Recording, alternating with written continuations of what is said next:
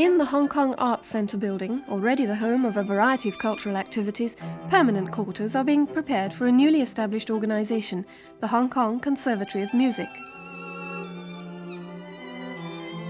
These new premises are to be opened on Wednesday the 18th of April by the Governor, Sir Murray MacLehose. But the conservatory itself is already at work, providing a type of musical training hitherto not available in Hong Kong. Up to this time, the only channel for students to cultivate their talents was to study abroad.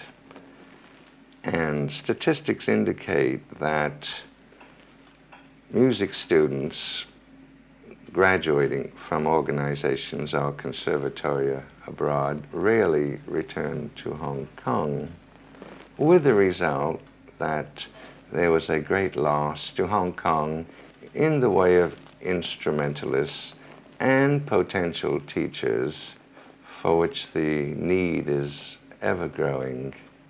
I feel that the need for a conservatory of music is already so obvious that it shouldn't be even necessary to talk about it. I'm here since 1975, and during the time from 1975 to now, so many new things, so much interest in music developed in Hong Kong that it is high time that a professional school for music should be opened.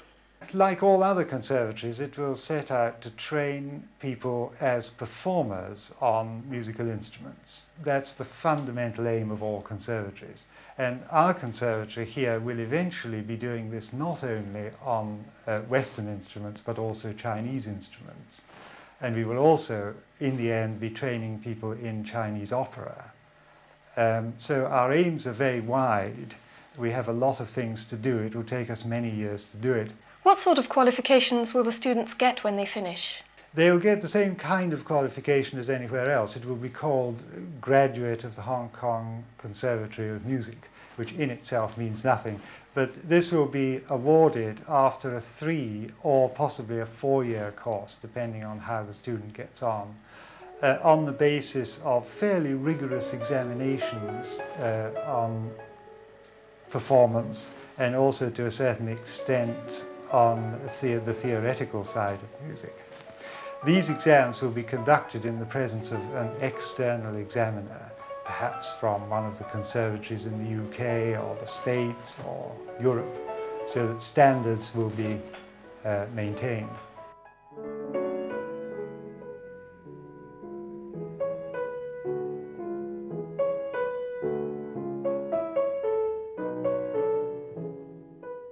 Talent and a high level of proficiency are expected from students applying to study at the conservatory. The content of the diploma course has been devised from recommendations made by an overseas consultant, Dr. Alan Percival, principal of the Guildhall School of Music in London. But while the general idea of a conservatory seems to have wide support, the way that it should be set up is a matter of opinion. Let me start first by saying that I very much agree with establishing a conservatory in Hong Kong. As a matter of fact, we should have established a conservatory long before we started to have arts festivals, a professional orchestra, and other showy cultural presentations. I do, however, have a few misgivings at this time, which result from my involvement with the practical side of the music business in Hong Kong. I think the curriculum of the conservatory is geared towards an established musical culture rather than towards the needs specific needs of Hong Kong. What would you say those are? Well, there's obviously a very great shortage of certain instrumentalists in Hong Kong. There's a shortage of qualified arrangers for our burgeoning musical industry. I cannot see, for example, the need for having piano included in the curriculum of the conservatory at this stage. I think it would be much more important to include wind instruments, maybe the cello, other string instruments. I think almost all instruments, almost all orchestral instruments should be taught. Certainly piano should be taught, but also all theoretical subjects such as harmony, counterpoint, composition, conducting, singing naturally as well, organ. There's a lot of church music in Hong Kong. And as well, sound technique for recordings, TV, radio should be taught. Will you in fact bear in mind the specific shortages that Hong Kong has when you take in each lot of new students each year? Yes, we have a plan, in fact, for the Conservatory which does just that. We were hoping to start off in the first year with enough string players to have 2 string quartets, for example. The second year we were going to add to this with a few wind instruments, and in the third year some more wind instruments and perhaps a couple of pianists, and in the fourth year maybe even some singers and so on. The idea being that by the time we've got the fourth year intake and they're all operating together, we should have a small symphony orchestra plus a small choir. Now this means, of course, that we are starting by concentrating on Hong Kong's weakest area, that is the strings. But you see, you can't make students where they don't exist. And when we advertised for applicants, we got quite a number of violinists and quite a number of pianists applying only. So if we are going to start the Conservatory, we have to start it with what we've got, which is some violinists and a few pianists. This year we are stressing the fact that what we really want are violas, cellos and double basses. That then, of course, raises the question of, are there enough qualified teachers for these instruments in Hong Kong at the present time? I see, for example, that the most qualified local string teachers are not on the roster of teachers of the Conservatory. I don't know that we have any really qualified teachers for the cello at the present time in Hong Kong, although there's some very good wind players in the Philharmonic, for example, who could teach competently and probably eventually produce good students.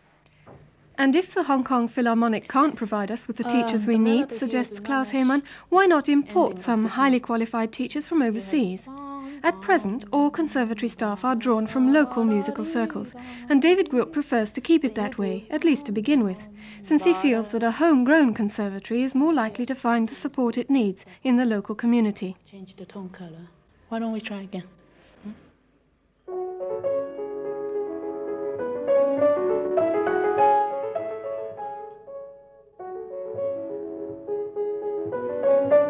That's better. A little bit more.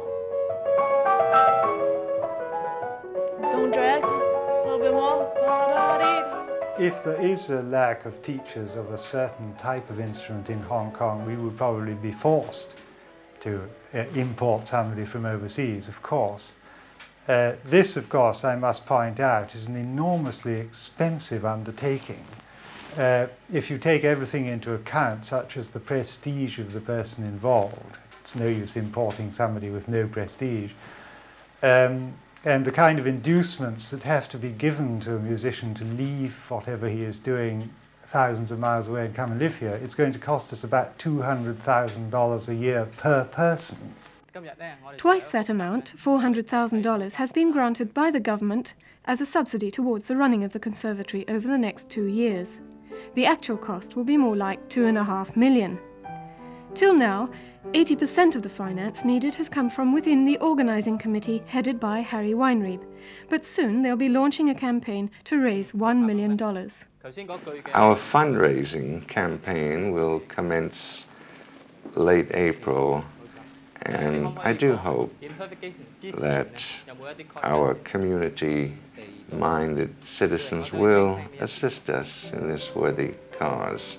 I realize, too, that many of our citizens have donated very generously to charitable organizations.